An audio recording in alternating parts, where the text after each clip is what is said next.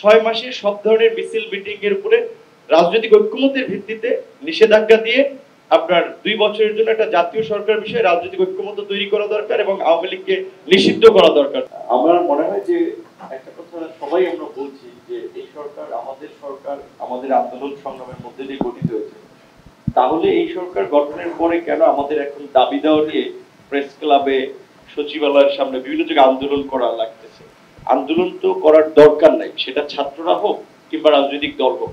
আমরা প্রধান উপদেষ্টাকে সর্বময় ক্ষমতা দিয়েছি, তিনি আপনার সিদ্ধান্ত নেবেন। তাহলে উপদেষ্টা পরিষদ নিয়ে কেন আবার গভর্নমেন্টের মধ্যে থেকেও বিতর্ক করছেন, গভর্নমেন্টের বাইরে থেকেও বিতর্ক করছেন? দ্যাট মিনস কিন্তু পরিস্থিতি উস্কে দিচ্ছেন।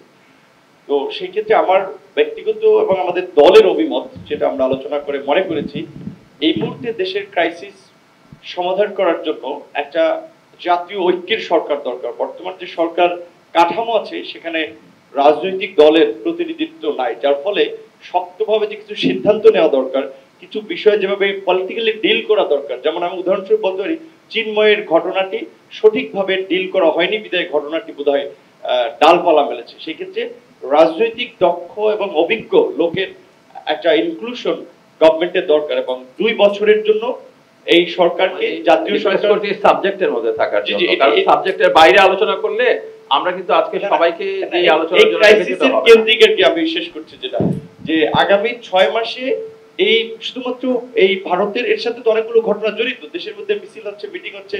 6 মাসে সব ধরনের মিছিল মিটিং এর উপরে রাজনৈতিক ঐক্যমতের ভিত্তিতে নিষেধাজ্ঞা দিয়ে আপনার 2 বছরের জন্য একটা জাতীয় সরকার বিষয়ে রাজনৈতিক ঐক্যমত তৈরি করা দরকার এবং আওয়ামী লীগকে নিষিদ্ধ করা দরকার। তাহলে অনেক বিষয় আমরা ইজিলি সমাধান করতে পারবো। ধন্যবাদ।